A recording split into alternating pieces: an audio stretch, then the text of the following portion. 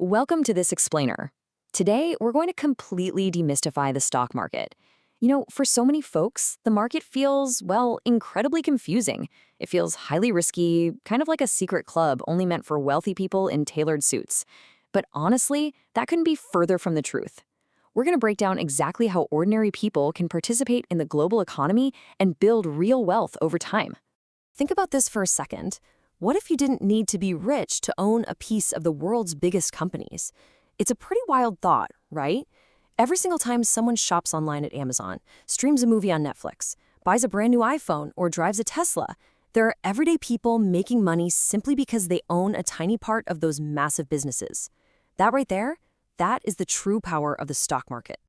So, here's our roadmap for today's explainer. First, we'll cover what the stock market actually is. Then, we'll look at how stocks work, why prices fluctuate, the biggest beginner mistakes to avoid, and finally, your very own beginner investment roadmap. All right, let's dive straight into part one. What exactly is the stock market, and how do you go from being just a consumer to an actual owner? I want you to think of the stock market like a massive global digital marketplace. But instead of logging on to buy, say, shoes or groceries, people go there to buy ownership in companies. And that ownership, we call that a stock or a share. When you buy a stock, you literally become a tiny owner of that specific business. So if you buy shares in Apple, you actually own a piece of Apple. Now, sure, it might not be enough to let you just waltz into their headquarters and fire the CEO, but it is absolutely enough to financially benefit when the company grows. Now, you might be wondering, why on earth would a successful company sell these shares in the first place? Well, companies need money to grow. They might want to open new stores, build huge new factories, hire thousands of workers, or invent the next big product. Instead of borrowing a massive amount of cash from a bank, they raise money from the public by selling shares. We call this an initial public offering, or IPO. Once those shares are out there in the wild, they're traded on major exchanges like the New York Stock Exchange, the Nasdaq, or the Johannesburg Stock Exchange in Africa, where massive companies like Naspers and ShopRite are traded. Moving right along to part two, how do stocks actually work? Let's get into the mechanics of profit. Let's simplify this with a quick scenario. Imagine your friend starts a business selling sneakers. The business takes off, it's highly successful, and they need money to expand. So they divide the business into 100 equal shares, and you decide to buy 10 of them. That means you now own 10% of the entire company. If that sneaker business continues to grow and becomes more valuable, your 10% slice becomes more valuable too. But on the flip side, if the business struggles, your shares lose value. That right there is the fundamental mechanic of how stocks work. So how do you actually make money from these shares? There are really two primary ways. The first is capital gains. This is the classic buy low, sell high strategy. For example, you buy a share for 100 Rand, the price eventually rises to 150, you sell it, and boom, you just made a crisp 50 Rand profit. The second way is through dividends. This is when highly profitable companies decide to share a portion of their profits directly with their investors. So even if you never sell your shares, you get paid regularly just for being an owner. How cool is that? Historically, the stock market is one of the absolute best tools for building long-term wealth, way better than just letting your money sit in a normal bank account. That's why so many different types of people get involved. First, we have retail investors. That's ordinary people like you and me, literally just using apps on our phones. Then we have institutional investors. These are the giant banks, pension funds, and hedge funds moving billions of dollars around. And finally, we have traders. These folks buy and sell very quickly, sometimes within minutes, trying to make short-term profits rather than investing for the long haul. All right, part three, why do prices fluctuate? Let's unpack the real forces driving the market. At the end of the day, it all comes down to basic economics, supply and demand. If a ton of investors believe a company is going to grow, demand increases and the price rises. Conversely, if investors panic and want to sell, supply increases and the price falls. To put that into perspective, imagine Tesla announces a massive breakthrough in battery technology.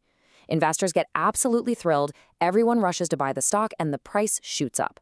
But if that same company leader reports incredibly weak earnings, people lose confidence, they sell, and the price drops. Now, beyond just those basic mechanics of supply and demand, stock prices are constantly being nudged by real-world external factors. Company performance is a huge one, obviously. If profits increase, stocks usually rise. News and media play a massive role too. Bad headlines cause fear, while good news creates immediate excitement. And of course, the broader economy matters. Things like rising inflation, changing interest rates, and unemployment data all dictate how confident people feel about putting their hard-earned money into the market. But here's a crucial thing to remember. The market isn't always perfectly logical. You've got to keep in mind that investor emotions are a massive driving force. Sometimes stock prices move drastically simply because human emotions completely take over the steering wheel. Things like fear, greed, hope, and panic can cause markets to swing wildly, completely detached from the actual real-world performance of the underlying companies. It's pretty wild to watch. Which brings us perfectly to part 4, the biggest stock market mistakes and what beginners absolutely must avoid. Mistake number 1 is treating the market like magic and trying to get rich quickly. Look, the stock market is an amazing tool, but it is definitely not a lottery ticket. Real wealth usually takes time to build. A lot of beginners come in chasing fast profits, trying to double their money in a week, and honestly, they almost always end up losing their hard-earned cash. The second critical mistake is investing without doing any actual research. Please never, ever buy a stock just because a friend hyped it up or because someone on social media insists a specific company is going to the moon. You absolutely must understand what you are investing in. How does a company make money? What do their future prospects actually look like? Do your homework. Mistake number 3 is panic selling. Like we discussed earlier, markets naturally fluctuate. They go up, they go down. That's just the nature of the beast. It's entirely normal. But so many beginners look at their portfolio during a temporary market crash, get completely terrified, and sell their shares at a massive loss. By doing that, they lock in that loss forever. And then they usually feel deep regret months later when the market inevitably recovers. And mistake 4 is risking absolutely everything on one single company. If that one company fails, your entire investment is completely gone. Smart investors use a strategy called diversification. It's essentially not putting all your eggs in one basket. You spread your money out across different investments, different companies, and different sectors to protect yourself from taking a massive, unrecoverable hit. All right, let's wrap this all up with part 5, your beginner investment roadmap. Let's talk about taking action. Your action plan is actually incredibly simple. Step 1, learn the basics first, which, hey, you're already doing right now. Step 2, start small. You really don't need a fortune to begin. Step 3, think long-term, because the stock market heavily rewards patience. The most successful investors hold their shares for years. And step 4, invest consistently, month after month. I really want to emphasize that start small part, because you seriously do not need thousands of dollars or rand to do this. Back in the day, investing was pretty much only for the wealthy. But today, the game has totally changed. Using modern platforms, you can buy what are called fractional shares. This means even a tiny amount, like 50 rand, can get you started. You can literally buy pieces of the world's best companies directly from your smartphone while sitting on your couch. As we wrap up this explainer, I want you to lock this core idea into your memory.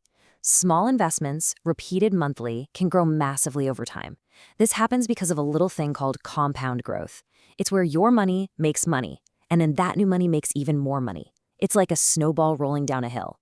It is the ultimate secret weapon of the wealthy, and modest, consistent investing can become incredibly powerful over the decades.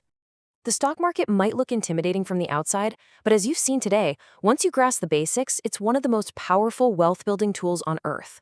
It allows ordinary, everyday people to participate in the massive growth of the global economy. So my final question to you, to really get you thinking about your first move, is this. What company do you want to own a piece of first? Think about the products you use and love every single day. Thanks for joining me for this explainer. Stay patient, think long-term, and I'll see you next time.